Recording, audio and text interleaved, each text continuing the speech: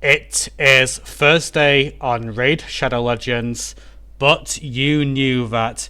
Now, with another month comes another fusion, and this time around it is someone called SKORID v HALFSPAWN, or HALFSPAWN, whichever really.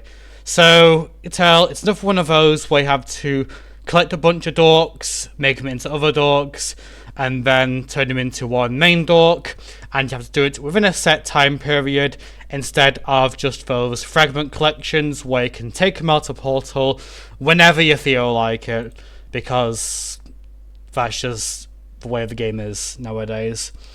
So, how good is Mr. SKORID the HALFSPAWN?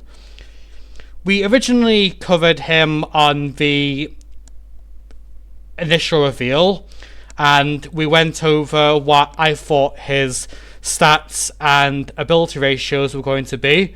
I'll put that on screen for you to review, and now you've had a look at that, you can see that his actual stats are not too far off, although slightly worse than I was expecting in all areas except defense.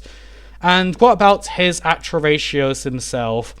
Now, these are on Boy's website already, and I guess I'll just trust him regarding these being accurate, because after all, he does this for a living, or at least the people who work under him do it for a living. He's busy working on Faceless nowadays. So, A1, not really going to read it, you already know what it does. This has an attack multiplier of 3.7. Hey, exactly how I said it was going to be. Right then, turns out we were right there. If only I was also right regarding this, because this looks good, right? Yep. Too bad, it's got a attack ratio of 3.8.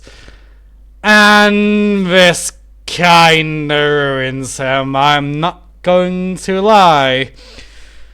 Like, at the end of the day, who cares if it's 5.5x? Put it to 6.5. It's not going better than Trunda or Yannicka, and this isn't an arena champ anyway, so what does it matter? So, yeah. And then we have the A3, which, again, I was completely correct on, because this is a 4.0x multiplier. So, yeah, as I just mentioned, he's only really the Hydra. Anywhere else, he doesn't contribute any more than just any old Magic Affinity legendary attack champion. I mean, compare him to Hethrak, whenever you're dealing with waves or champions or things that don't have millions and millions of HP. And SKORID kind of pales in that regard. So, yeah, this is one for you to sit back and relax on, then, yeah, you're probably going to end up pulling him out of the Ancient Shard at some point anyway, so. But if there's one thing I would say to not skip regarding this fusion, and I'll give you a fusion plan as well for you to mull over. You can just, like, pause the video or something while I find what I'm looking at. And it is going to be the epic for that need for this guy to turn into SKORID. Now, I know I always say that whenever there's an epic or a rare who does anything at all, people tend to turn terrible and say he's incredible. He's not incredible, but he is pretty good as far as an epic goes. So, his main thing is, well, I'm going to go straight as passive, because this is very anti-Nether Spider, anti any boss that vomits poisons onto your entire team. He has a partial cleanse that does this 3-turn cooldown. Again, has this on a 3-turn cooldown for anything that actually needs accuracy. Nether Spider doesn't check it for anything apart from the counterattack poisons, so yeah. But yeah, definitely get a copy of him, because epics are borderline free to book, because unless you're in early gameplay, you have lots and lots of epic books to spend nowadays. As for a rare, he's nothing too exciting.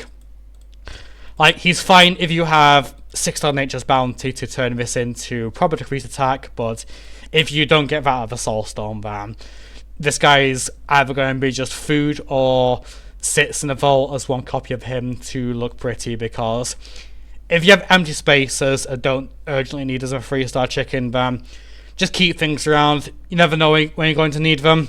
It is Wait Shadow Legends after all. So, yeah. Obviously, there's the FOMO aspect. I know people always feel for his lads, but you're probably not going to be using him too much. Even for Internet Area of Hydra, there are plenty of better options that you can get out of an Ancient Shard and don't need an incredibly elaborate setup. Like, this is just like the thing about how you fuse champions and then you wonder, actually, where am I going to use these? And they sit in the portal for however long it's going to be. So there's that. Now, obviously, if you're going to be holding resources, there'll be some kind of Hero's Path or Titan event at the second half of the month, like there was with Mythrawler, that you're probably a little bit tired regarding now and want to break. And yeah. Anyway, now I'm kind of harping on, so yeah. You can see my position regarding this fusion. I don't think I'm going to regret skipping him at any point, and yeah, that'll be all. See ya.